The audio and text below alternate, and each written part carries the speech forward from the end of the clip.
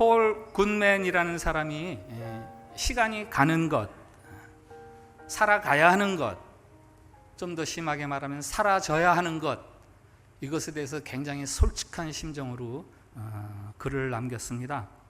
화면에 나오는데 Little Prayers, 직역하면 작은 기도이지만 저 내용을 가지고 의역을 하면 풀이 죽어 있는 기도, 아니면 기가 꺾여 있는 기도, 이렇게 제목을 붙여도 크게 틀리지 않죠. 내용은 이렇습니다. 살인적인 노정, 맥없이 끌려가는 발걸음, 버텨내기에는 너무 먼 길, 갈 마음도 없다. 저 글을 소개하면서 적합한 배경사진을 찾다가 저 사진이 생각이 났어요. 저 시의 내용과 너무나 어울리는 사진이에요. 자신의 조그만 책으로는 도무지 감당하기 버거운 짐, 그걸 길 중간에 내려놓고 그 위에 털썩 앉아서 저 길을 어떻게 가야 되나. 그러나 저 리들 프레이어스 폴 뉴먼의 뒤에 이런 글이 덧붙여져 있습니다. 그 다음 화면. 제게 여행자의 노래를 가르쳐 주십시오. 보이스카우트 단원이던 어린 시절 큰 소리로 외쳐댔던 진군하며 부를 노래를요. 자신에게 주어진 시간들, 가야 할 길을 가기엔 자신이 너무 지쳐있고 너무 약하고 버거워서 가고 싶지 않지만 그래도 이왕 가야 하는 길이라면 어렸을 때 그 보이스카우트 캠프 갈 때 신이 나서 막 진군가를 부르던 그때 그렇게 제가 이 길을 갈 수 있으면 좋겠습니다 하는 그런 소원과 바람이 담겨 있는 글입니다. 풀 죽은 기도, 반면에 폴 굿맨인데요, 똑같은 이름을 가진 폴이라는 2000년 전에 살았던 사람이 있지요. 사도 바울. 그는 정반대로 자기들의 삶의 이 이야기와 정반대로 자신이 살아가야 하는 삶, 우리들의 삶에 대한 아주 긍정적이고 진취적인 노래를 부르고 있습니다.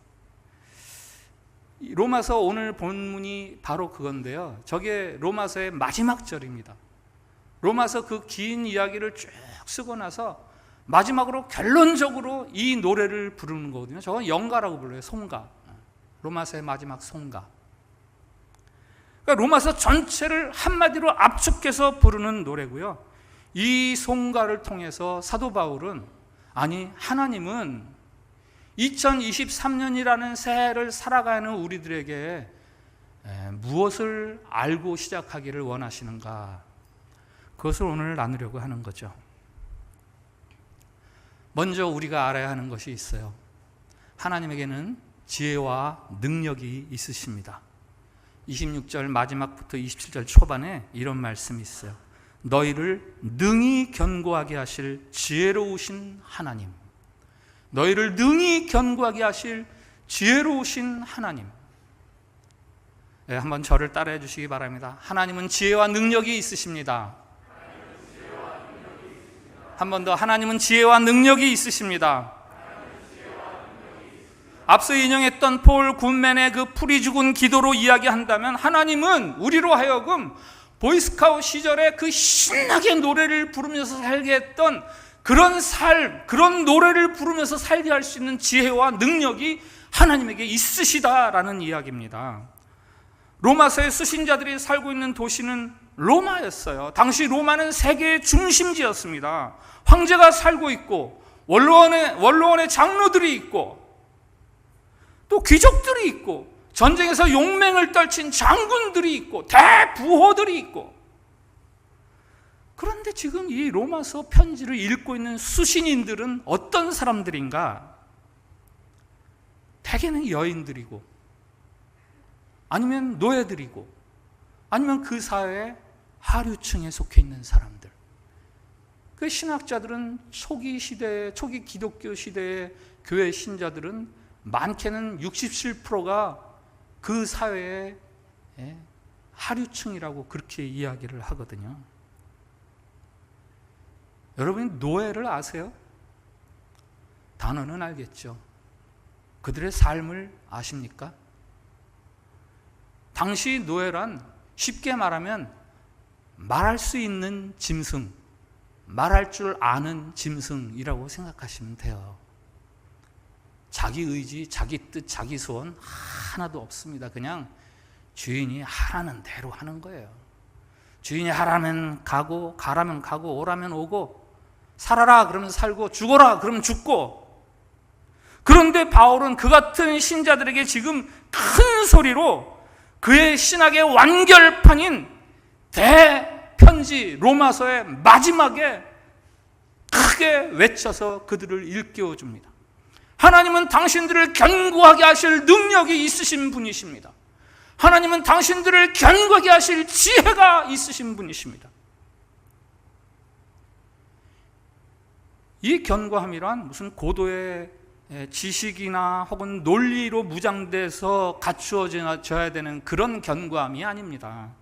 당시 로마에 성행했던 무슨 철학이나 혹은 무장, 군사적인 무장, 복잡하고 난해한 그런 이론들, 그런 것들을 섭렵해서 얻는 견고함이 아니에요.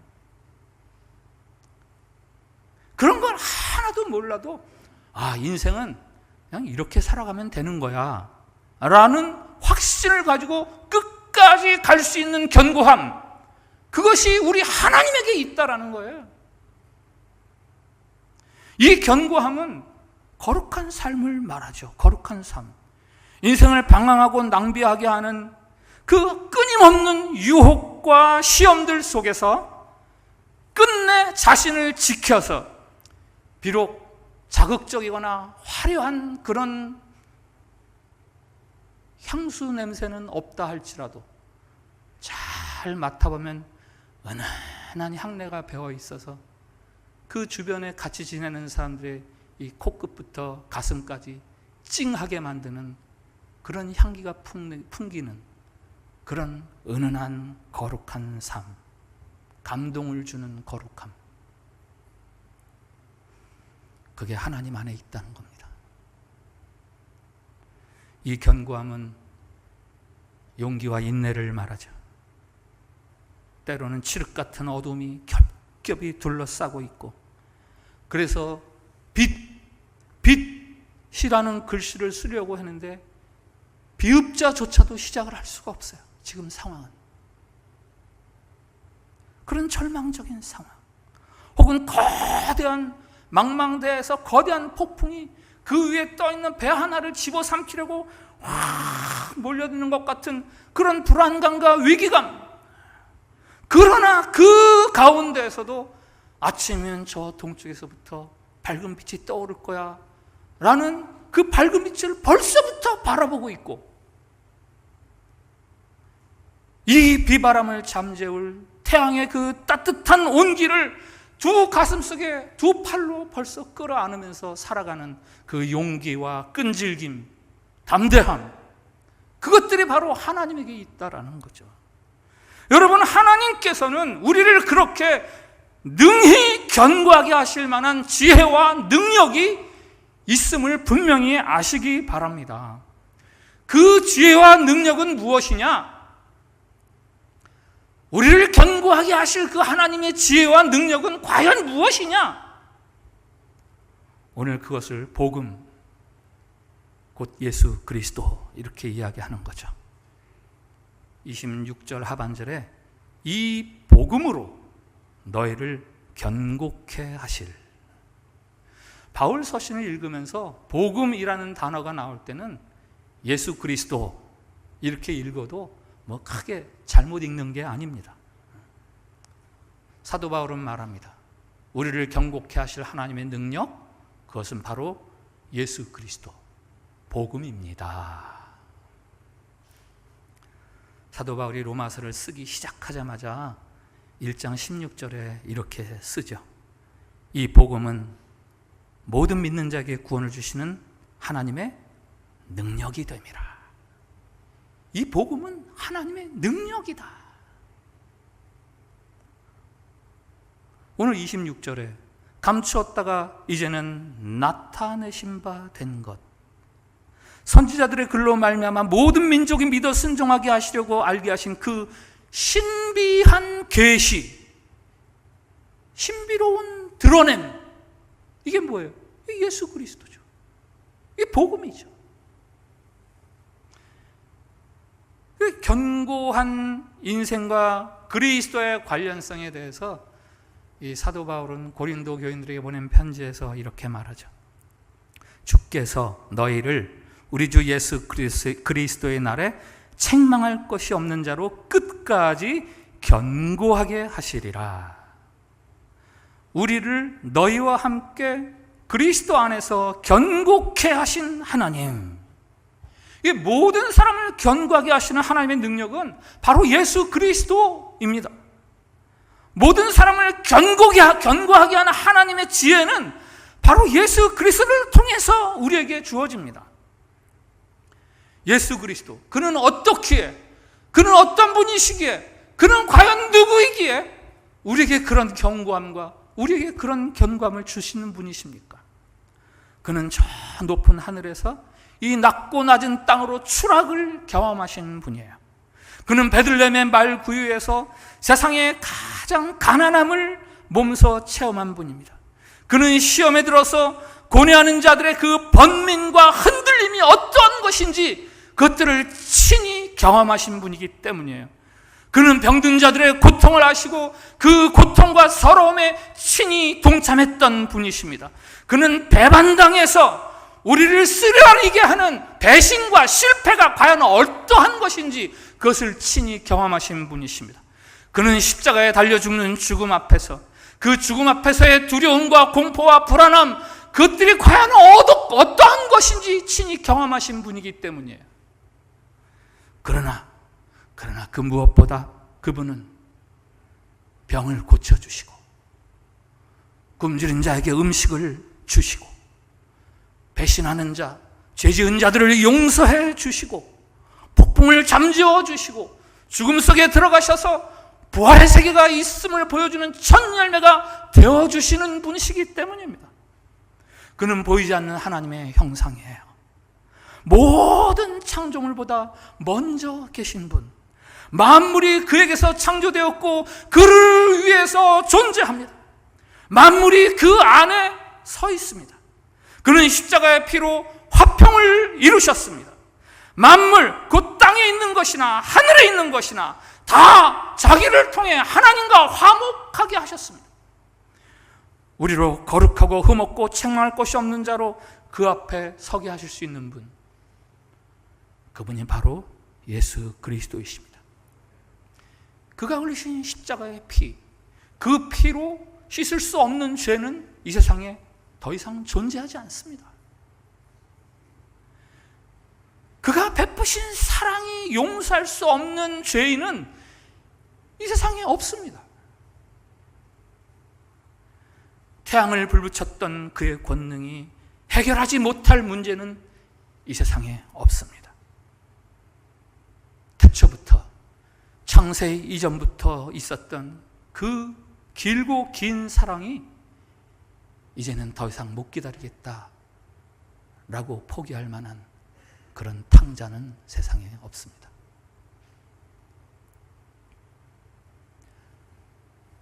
사도 바울은 이 예수 그리스도,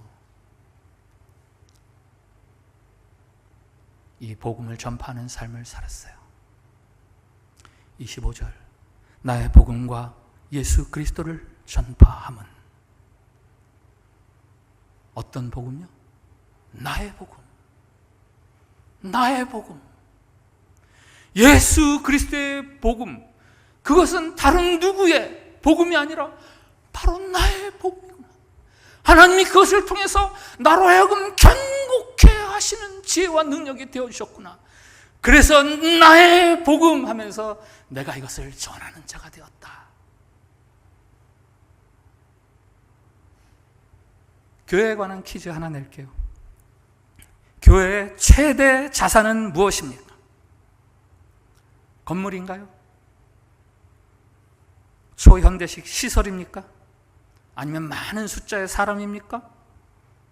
아니면 교회가 한 조직체로서 그 기능을 잘 발휘하는 무슨 효율성입니까? 그 교회 재산입니까? 뭐 그럴 수도 있겠죠. 그러나 우리는 이 질문들에 분명히 No! 아니요. 그건 교회 제1의 재산이 아닙니다. 라고 답해야 돼요. 그럼 교회 제1의 재산은 뭐예요? 교회의 최대 자산은 복음입니다. 예수 그리스도. 예수 그리스도. 교회가 아무리 가시적이거나 물리적으로 규모가 크고 화려하고 세련되고 효율적이다 라고 할지라도 만일 교회가 복음을 잃어버리면 교회는 다 잊어버린 거예요. 예수 그리스도의 복음은 교회를 교회되게 하는 가장 핵심적인 핵심 가치입니다. 여러분, 그것은요, 신자인 개인의 삶, 여러분의 삶에도 똑같이 적용되는 거예요. 신자인 여러분에게 가장 중요한 것이 무엇입니까? 재산입니까? 지위와 권력입니까? 아니면 칭찬과 명성입니까? 일찍이 그것들을 다 누렸던 왕이 한 명이 있었죠. 솔로몬. 그가 그것들을 앞에 두고 말합니다. 헛되고 헛되며 헛되고 헛되니 모든 것이 헛되도다. 교회가 그러한 것처럼 한 사람의 인생에 있어서도 가장 중요한 것은 예수 그리스도를 아는 믿음입니다. 그래서 성경이 말하는 거예요. 아들이 있는 자에게는 생명이 있고 아들이 없는 자에게는 생명이 없느니라. 예수 그리스도를 통해서 나타나는 우리를 능히 견고하게 하실 하나님의 지혜와 능력, 그것을 소유하고 그것을 붙들고 살아가는 삶, 그것이야말로 모든 인생에게 가장 소중한 자산입니다. 그런데 이 소중한 자산, 이 소중한 보물을 소유한 사람이 그것을 감추고 다닌다면 그건 어떻게 이해를 해야 합니까? 만일 여러분의 형님이나 오라버니가 대통령이 됐다고 쳐보세요. 그 사실을 쉿 하고 숨기는 사람이 있겠어요? 당선이 확정되는 그 순간부터, 뭐 취임하기 이전부터 벌써 만나는 사람마다에게 우리 형님이 대통령이야, 우리 오라버니가 대통령이야, 자랑할 거 아니에요. 만약 어떤 사람이 그 사실을 알고 와서 이번에 형님이 대통령이 됐다면서 그렇게 축하를 하는데 그거 어떻게 알았어? 제발 좀 조용히 해줘.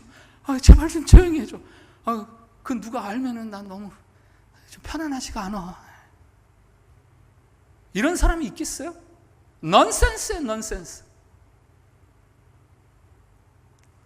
사도 바울은 자신이 지니는 이 지혜, 이 능력을 평생을 자랑하면서 살았습니다. 옥에 갇혀서도, 매를 맞으면서도, 돌을 맞으면서도 그는 외칩니다. 이 사람들아, 이 사람들아, 우리를 견고하게 하실 능력과 지혜가 하나님에게 있는데 그 지혜와 능력은 예수 그리스도를 통해서 우리에게 전해지는 거야. 우리는 우리에게 있는 이 복음의 능력과 비밀을 자꾸 감춤으로 인해서 오히려 그 복음의 위력이 우리 안에서 자꾸 사그러들게 만들어요. 제한되고 그 능력을 상실하게 합니다. 복음은 자랑하면 자랑할수록 그게 내 안에서 그 위력을 점점 더 발산하는 그런 아주 신비로운 능력이, 신비로움이 있습니다. 또 다른 신비로움, 그것을 내가 자꾸 감춰두면 그 위력과 능력이 자꾸 줄어들어서 소멸돼 버려요.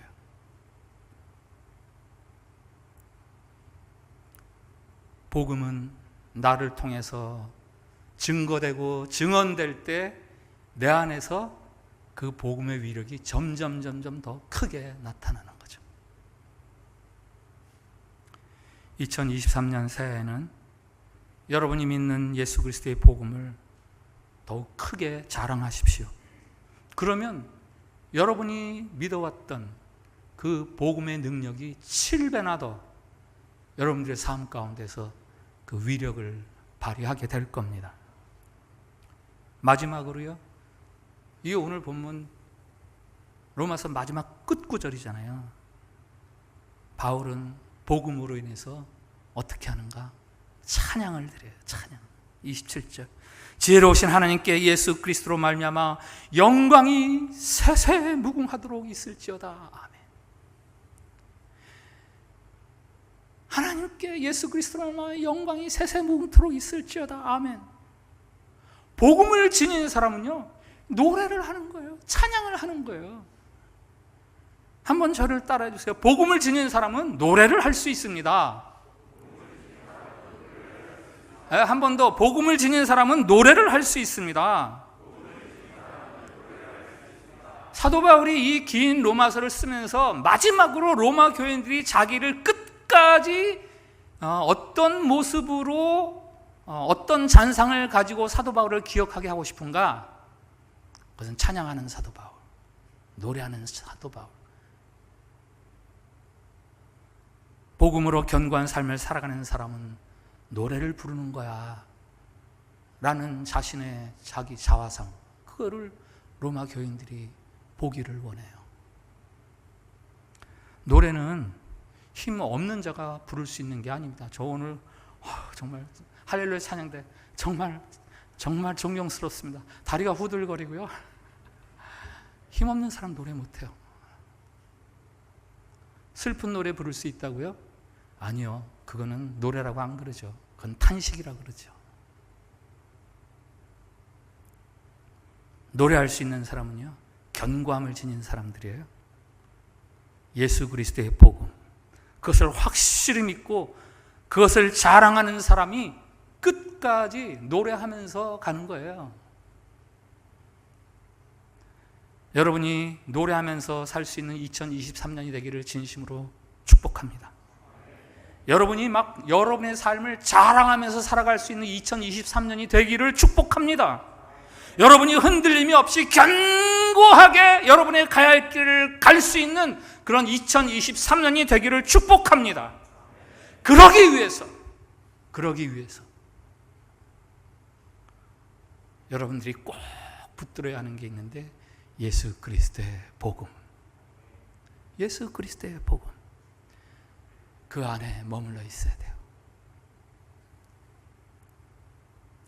나탄이라는 하버드 대학 총장이 하버드 대학교 학생들과 더불어 생활하다가 이런 말을 남겼어요. 요즘 젊은이는 부를 노래가 없다. 흔들 깃발이 없다. 목숨을 걸 만한 신조가 없다. 세계 최고의 수재들이라고 할 사람들을 모아놓은 캠퍼스가 하버드 대학 아니겠어요? 거기서 그 학생들과 같이 생활했던 한 석학이 이야기합니다. 요즘 젊은이들 부를 노래가 없네. 흔들 깃발이 없어. 그러나 예수 그리스도를 믿는 사람들은요, 부를 노래가 생깁니다. 흔들 수 있는 깃발이 생기는 거예요. 목숨 걸 수 있는 확실한 신조가 생깁니다. 이게 바로 복음의 능력입니다. 저는 목회자로서 정말 그런 일이 있지 않았으면 좋겠습니다만은, 여러분이 지금까지 살아왔던 그 여느 해들처럼 2023년도 여러분을 심히 흔드는 아주 어렵고 복잡한 일들이 일어날 수 있습니다. 그것은 세상살이라는 게 원래 그런 거기 때문에 그래요. 그러나 그 속에서도 흔들리지 않고 중심을 잡는 견고함, 찌그러지지 않고 버틸 수 있는 그 견고함, 멈추지 않고 계속 뛸 수 있는 그 견고함, 그 힘, 그것은요 하나님으로부터 오는 거고요. 그것은 바로 예수 그리스도의 복음, 그것을 통해서 여러분에게 주어지는 겁니다. 혹시 작년도 2022년도 찬빛교회 표를 기억하세요? 다시 새롭게 하나님 앞에, 그리고 실천 과제로 신앙 고백을 다시 새롭게, 교회됨을 다시 새롭게, 삶을 다시 새롭게. 지금부터 딱 1년 전, 작년 1월 1일, 2022년 1월 1일이 어떤 상황이었는지 혹시 여러분들 기억하실 수 있으십니까? 오랜 코로나로 인해서 개인적으로나 공동체적으로나 한껏 침체되어 있는 삶을 살아왔다면 우리가 다시 일어서야 되지 않겠냐, 다시 새로워져야 되지 않겠냐 해서 이 표를 붙들고 지난 한 해, 작년 한 해 우리가 살아왔고, 여러 가지 온갖 그 부정적인 예측과 전망 속에서도 정말 하나님의 기적 같은 은혜, 놀라운 은혜로 우리는 제법 신자로서의 영적 활기를, 교회로서의 교회다움을 많이 회복했습니다. 올해는 그 같은 회복과 새로움을 더 강화하고 더 심화해야 되겠다. 그래서 올해 세운 표가 있어요. 영적 진지를 더 견고히 하라. 한번 저를 따라해 주시기 바랍니다. 영적 진지를 더 견고히 하라. 네, 저기 방점이요, 더 견고히에 있습니다. 한번 따라해 주세요. 영적 진지를 더 견고히 하라. 아멘. 치열한 영적 전투를 앞두면요, 개인 참호를 팝니다. 군대 갔다 오신 분들 야전삽이 있었죠? 필수 품목 중에 개인 참호가 있어요. 전투 앞에서. 그리고 조금 더 크게는 조금 더 작은 진, 가정이라는 영적 진이 있습니다. 그리고 그 개인 참호들이 합쳐져서 이룬 영적 진영이 있어요. 올해는 그것들을 더 견고하게 해서 혹 코로나보다도 더 심각한 시련이 와도 흔들림이 없는 그런 한 해를 만들어 가자 해서 세운 표입니다. 그러기 위한 구체적인 실천 사항이 3가지가 있는데요. 매일 먹는 생명의 양식 큐티, 다른 성도와의 더 깊은 사귐, 복음에 대한 담대한 자랑과 증언입니다. 매일 먹는 생명의 양식 큐티. 배고프신 분들 계시죠? 여기 위장 말고 영적 소화기관이 텅 비어서 허기지신 분들, 다시 시작하세요. 매일 양식을 공급받으십시오. 기도와 말씀을 통한 묵상으로 하나님과 매일 가까워지세요. 자주 만나야 친해지는 거 아니에요? 자주 만나야 친해지죠. 하나님하고 매일 만나야죠. 뭐로 만날 거예요? 말씀과 기도로 묵상하며. 그래야 힘이 나죠. 다른 성도와의 더 깊은 사귐. 여러분, 소그룹 모임에 참여하세요. 혼자만의 개인 참호를 든든히 견고히 하는 것도 필요하겠죠. 그러나 그것만으로는 되지 않습니다. 다른 교인들과의 깊은 영적 믿음의 사귐을 통해서 진영을 든든히 해야 돼요. 진영을. 그래서 혹 한 사람이 휘청거리거나 넘어지더라도 주변에서 일으켜주고 격려해주고 세워주고, 그게 진영을 든든히 하는 겁니다. 3번째, 복음에 대한 담대한 자랑과 증언. 내가 누리는, 저와 여러분이 누리고 있는 이 복된 살아있는 삶, 노래하면서 살아가는 삶, 이 삶이 주변으로 흘러가야 되는 것 아닙니까? 이 시대 속으로, 노래를 잃어버린, 깃발을 잃어버린 시대 속으로 흘러 들어가야 되는 것 아닙니까? 우리를 견고하게 하실 예수 그리스도의 복음, 그것을 담대하게 때를 얻든지 못 얻든지 항상 준비해서 예수 믿고 구원 받으십시오. 예수 그리스도가 우리를 견고하게 하시는 분이십니다. 교회 다녀서 복 받아 라고 말할 수 있어야죠.